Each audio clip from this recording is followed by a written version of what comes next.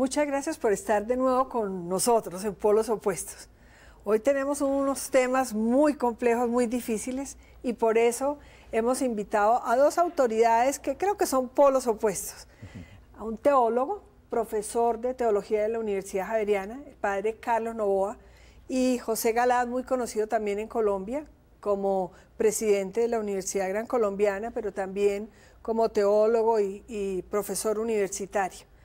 Yo creo que todos, de alguna manera, en nuestra niñez, en buena parte perdimos mucha felicidad, y yo no sé si ganamos respeto por la autoridad y por los valores, pero el demonio, por lo menos para mí, era una figura que me atormentaba y que amenazaba con llegar por mí en cualquier momento. Cuando pienso en mi niñez, pienso en que los momentos más difíciles son los que se confunden con el diablo y el demonio. En estos días fue aprobada por la Santa Congregación, ¿no, padre? Para el clero, la Sagrada Congregación para el Clero de la Santa Sede. La Asociación Internacional de Exorcistas, Así es, que fue fundada en el año 91 por un sacerdote italiano, el padre Amar. Y no es el Papa el que aprobó la Asociación de Exorcistas, sino básicamente esa congregación, digamos que para entendernos en un lenguaje sencillo, es una de las varias oficinas que asiste al Papa en el gobierno universal de la Iglesia. Claro. Empecemos como por el principio. Para nosotros los católicos, pero yo creo que ustedes también son expertos y podemos hablar de los cristianos, porque ya lo de los musulmanes y los judíos es un poco más complejo, los podemos invitar en otra oportunidad. ¿Qué es el diablo? Porque ha ido como cambiando el concepto. Para nosotros cuando estábamos chiquitos era una figura que estaba en el infierno entre llamas, donde si uno era malo pues iba y además lo tentaba con frecuencia. Para la religión católica, padre Novoa, ¿qué es el diablo, el demonio? Sí. ¿Qué significa? Sí, el demonio es una formulación de la experiencia bíblica, tanto del Antiguo Testamento como el Nuevo, que apunta a una profunda realidad, que es la realidad del mal. No es el demonio un señor con tenedor y cachos y rabo puntudo y azufre y candela. No, no, de ninguna manera, y en ninguna parte de la Biblia así se le representa.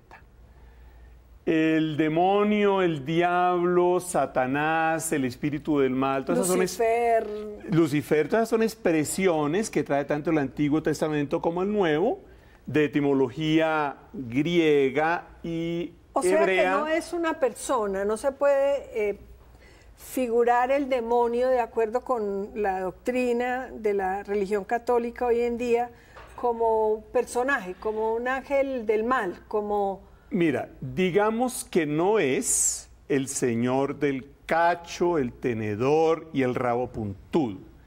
El demonio existe. ¿Quién es el demonio? El hecho del mal. Y entonces para ello... Pero eso es muy abstracto, digamos. Vamos a concretarlo. Sí. Te lo concreta Jesús. Sí. Te lo concreta Jesús en el Evangelio.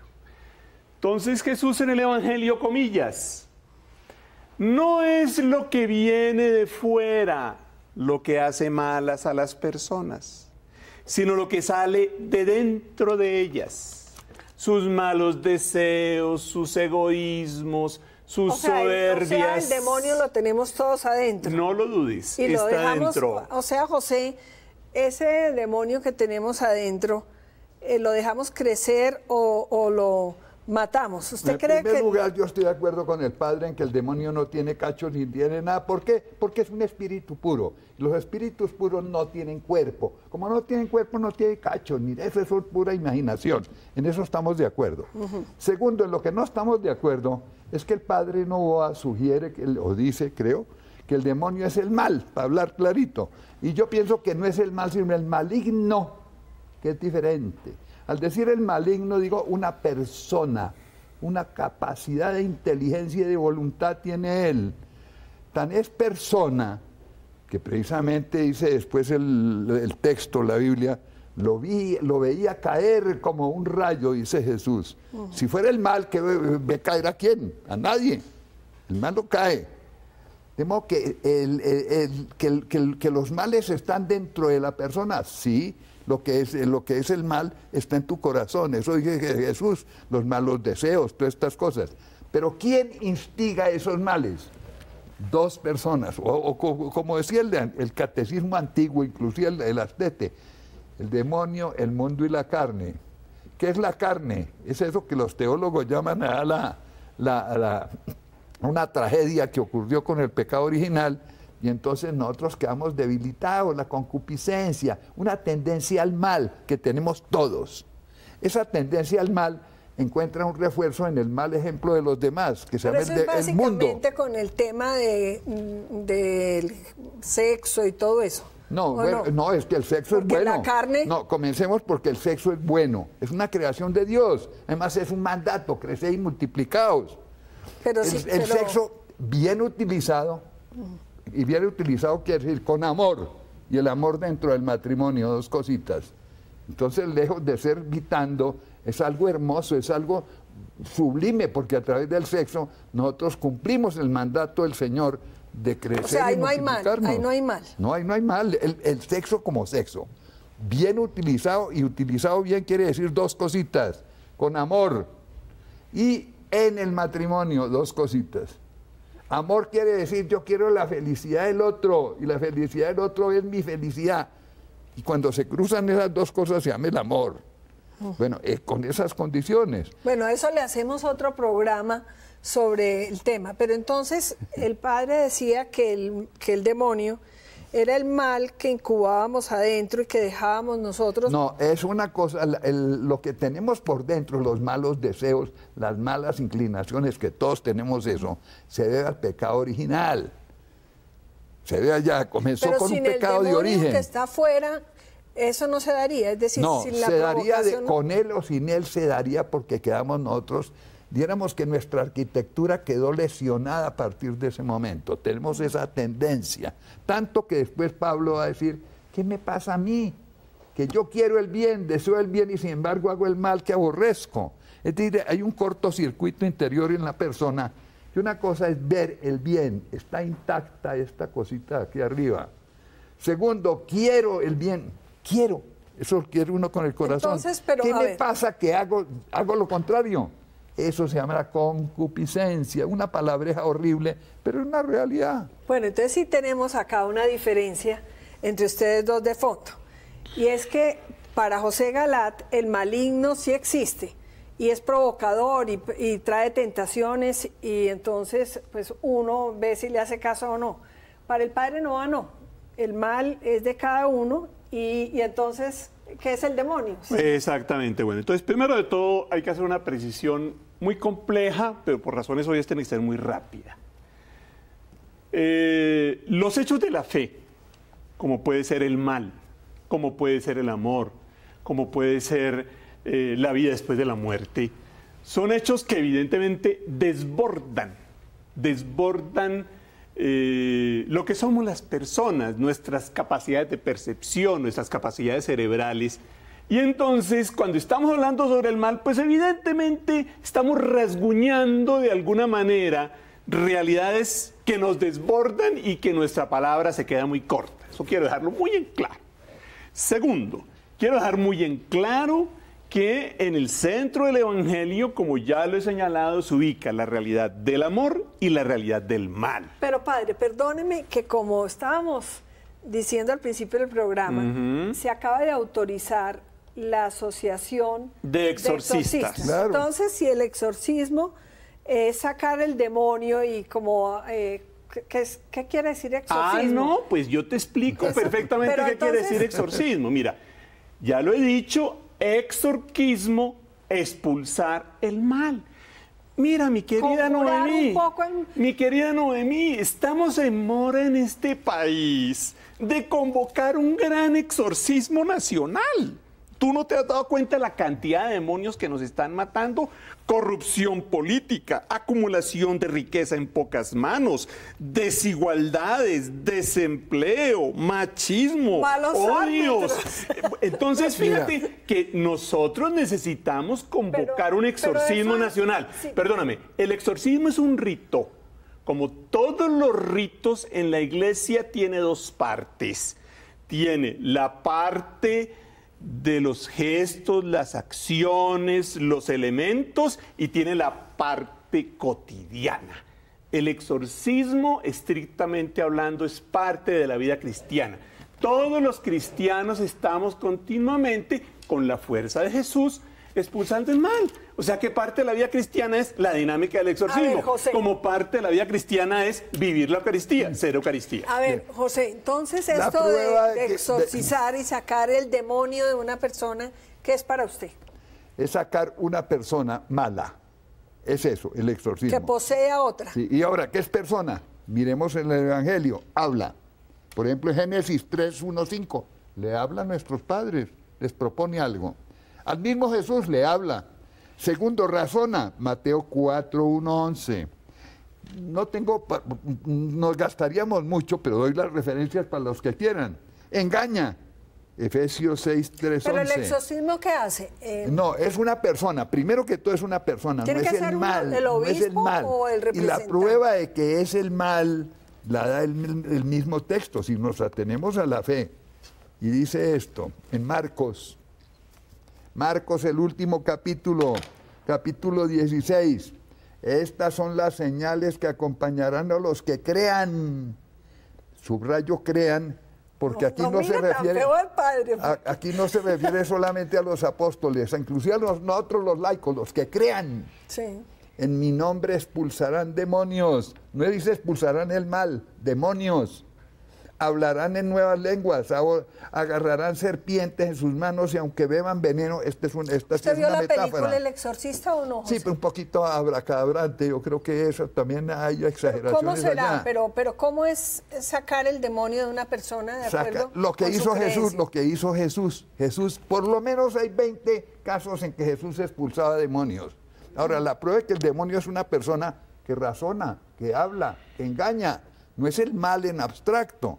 Ahora bien, el Padre dice que da a entender que el demonio es el mal que está dentro de nosotros. No. La prueba es esta, Padre. ¿Jesús fue tentado por los demonios o no? Las tentaciones. Termine desde mi punto de vista. Te hago una pregunta. Tú dices que el mal precisamente son los malos deseos que están en el corazón. ¿Jesús tenía malos deseos? Jesús estuvo atravesado por las tentaciones, sin lugar a dudas. ¿Tenía malos deseos? Dime sí Estuvo o no. atravesado por ¿Sí las tentaciones. o no? Estuvo Pues, aparte atravesado humana, por las pero tentaciones. Pero una cosa es esa, pero respóndame. ¿Tenía malos deseos en su Estuvo corazón? atravesado por las tentaciones, se es mi niega a respuesta. responder. Claro, porque Jesús, como perfecto Dios y perfecto hombre, no tenía malos deseos. Sin embargo, fue tentado por el demonio. Luego, la tesis de que el demonio son los malos deseos del corazón. Pero José, no es ¿Jesús se cierta. fue tres años para el desierto? ¿O? No, Dice que 40 días. 40 días con sus noches. 40 días y fue Dice el tentado Evangelio. allá. Dice el Evangelio, sí. Pero usted no cree que la parte humana de Jesús le permitió pues, sentir lo que siente cualquier ser humano. Es cierto, pero en la parte Tentaciones, humana, él tenía malos deseos, pregunto. ¿malos o buenos? No, le pregunto al Padre. En la parte humana, ¿Jesús tuvo malos deseos? No, ninguno. Pero ¿por qué no? Porque era Lo bonito es tenerlos y ser capaz de superar. Pero eso es consecuencia del pecado, pero como él no tuvo pecado. Por eso, pero deseos no, es pero- pecado. No, pero malos deseos, malas inclinaciones. Jesús no las tuvo. Entonces era perfecto hombre sin el pecado que nosotros tenemos, perfecto Dios. Pero Padre, el santo es el que teniendo todas las dificultades es capaz de superarlas y estar por encima de ellas. ¿o Sí, no? pero Pero déjame... eso es contigo que eres, y conmigo, y con el Padre, y con todos, que somos personas, no somos dioses. Pero entonces, ¿para qué se Pero hizo Jesús- hombre si no fue para sentir lo que sentíamos los hombres? Ahí dice, permíteme, doctor hombre en Galat. todo excepto en el pecado. ¿Me das la palabra, por favor? Claro. Gracias. Concilio Vaticano II, Constitución sobre la Palabra de Dios, Dei Verbum. Bien sencillo, Padre, porque es que Sencillito, no somos teólogos. sencillito, su merced, pero la fuente que citar. Bien, Que el norte de la Iglesia Católica es el Evangelio y desde ahí el Antiguo Testamento que se concreta en el Concilio Vaticano II. Entonces la Dei Verbum dice, la Biblia está construida por géneros literarios. ¿Qué es un género literario? una manera, una figura que hay que saber interpretar, que yo no puedo interpretar literalistamente. En el Nuevo Testamento hay muchos géneros literarios. Uno de esos géneros literarios es el género del exorcismo, donde el autor bíblico, o sea, la comunidad cristiana primitiva, personifica al mal. Personifica al mal. Y lo llama demonio, espíritu del mal. Entonces, subrayo, desde los más serios desarrollos de la teología y de la exégesis bíblica, o sea, del estudio de la Biblia, eso es exégesis bíblica contemporánea, el demonio existe y es el mal. Y el mal evidentemente nos desborda a todos, por supuesto que nos desborda a todos, pero al mismo tiempo nuestra tarea es tratar de abocarlo de alguna manera. Y tratándolo de abocar, encontramos que estamos atravesados por el bien, la fuerza del amor, estamos atravesados por las fuerzas del mal y del demonio. Y entonces, en última instancia, ¿qué es el mal? La negación de Jesús. En última instancia, el mal es el uso errático de nuestra libertad, pero no es una persona que se entra sin que yo me dé cuenta, ni es un señor contenedor que me posee prescindiendo de mi libertad. El ejercicio del mal no prescinde de la libertad. Vamos a hacer una pausa y continuamos con este tema que es apasionante.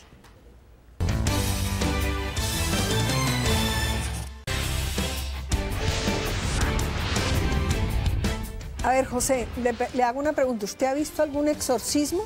Muchos exorcismos. Que por lo demás solamente los pueden practicar los obispos o en quienes ellos deleguen. ¿Lo ha visto usted muchas veces? Primero, eso no es cierto. ¿No? No, primero, me lo estaba enseñando hay dos el tipos padre. de exorcismo y lo dice también el Catecismo de la Iglesia.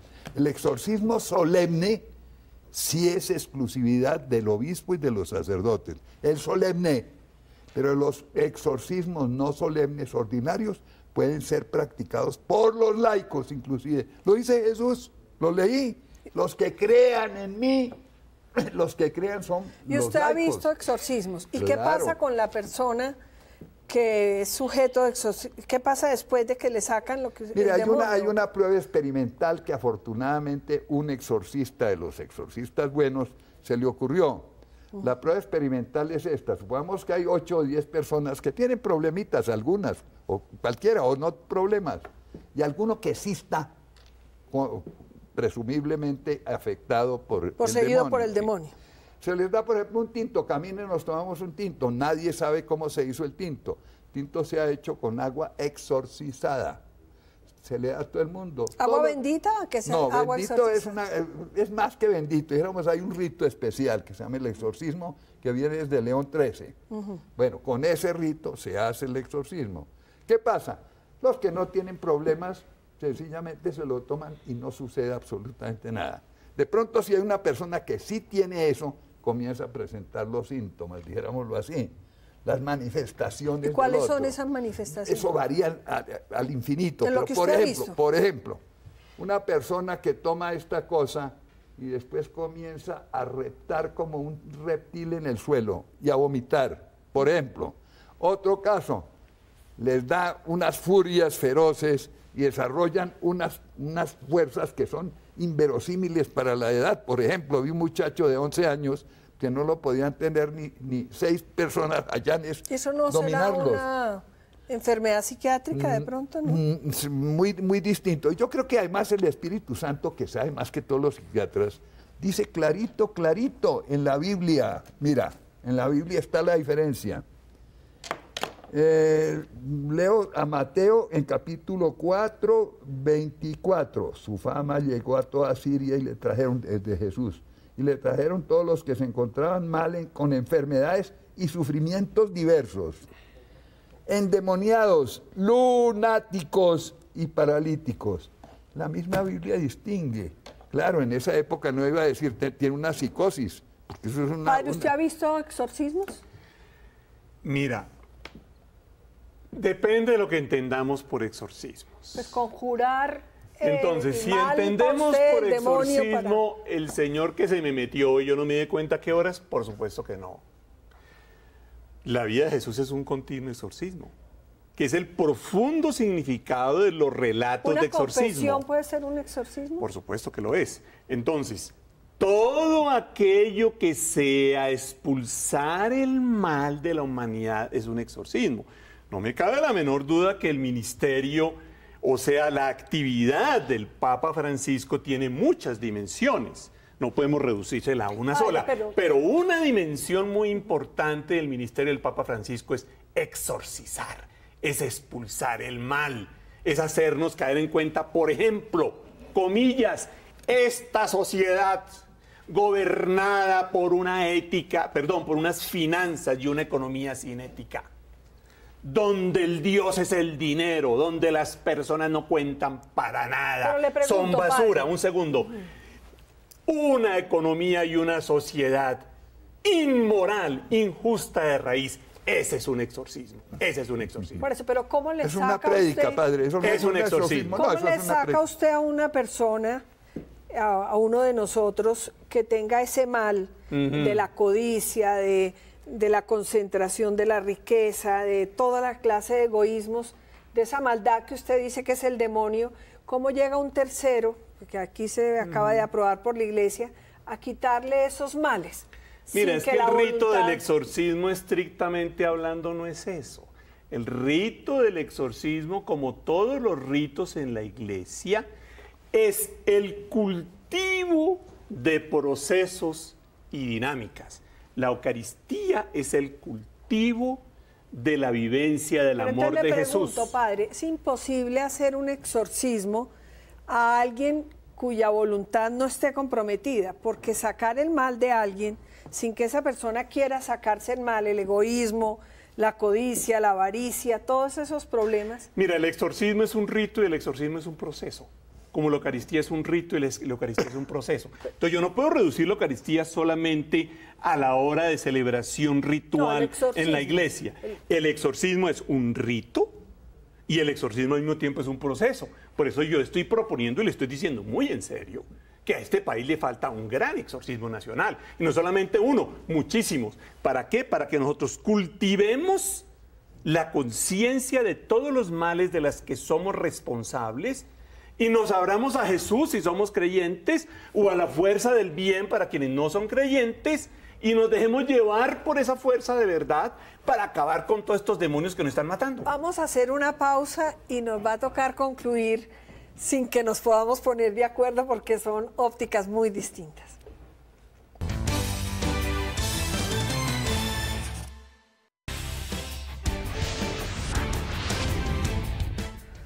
José, dice el padre Novoa que el mal es lo que en la vida de cada uno, no siguiendo la palabra y el ejemplo de Jesús, ocurre. ¿Cree usted que los que no creen en Jesús o no practican religión pueden reemplazar con ética esos valores que los que tenemos religión nos da? Pero primero que todo le quiero decir al padre esto.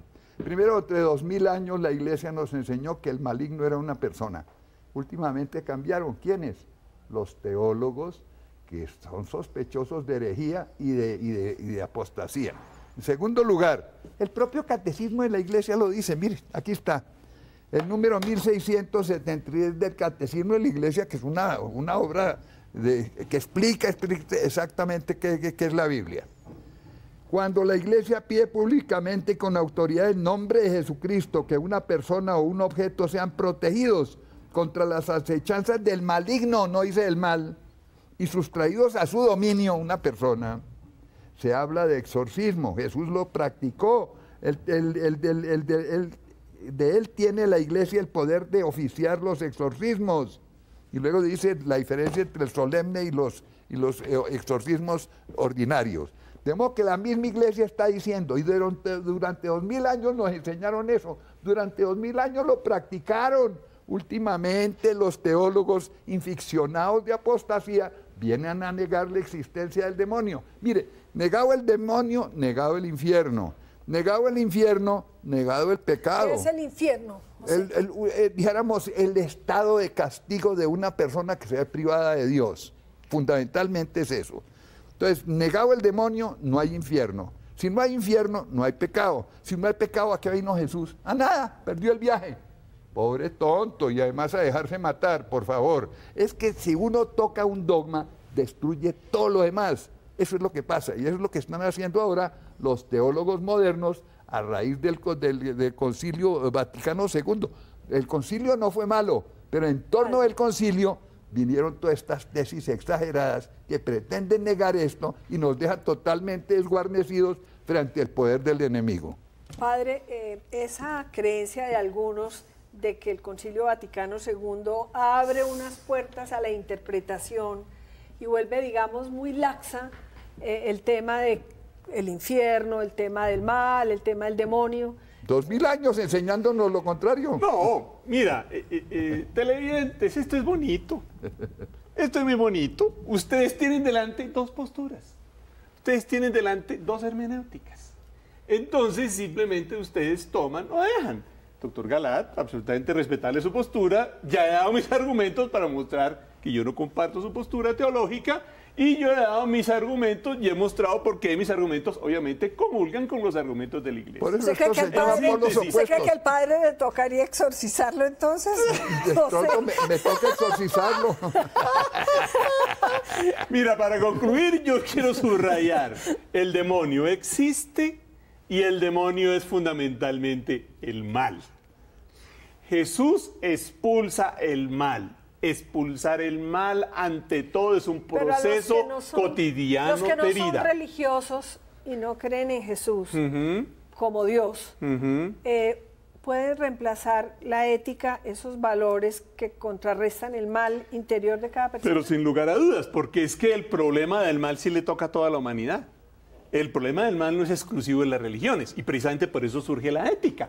Porque la ética filosófica, porque hay ética teológica, la ética filosófica no exige la vivencia en un Dios, pero sí exige construir el bien y evitar el mal. Y eso sí nos toca a todos, bueno, creyentes o ateos. Que como ya nos toca concluir y en lo que sí estamos de acuerdo es que el amor, la solidaridad, la responsabilidad, compartir es lo que realmente nos hace falta. Ojalá que en eso sí no haya polos opuestos y que hagamos el gran exorcismo a todos los niveles y sobre todo personal, de empezar a vivir los valores del amor, la solidaridad, el compartir, el no ser tan egoístas que buena falta nos hace.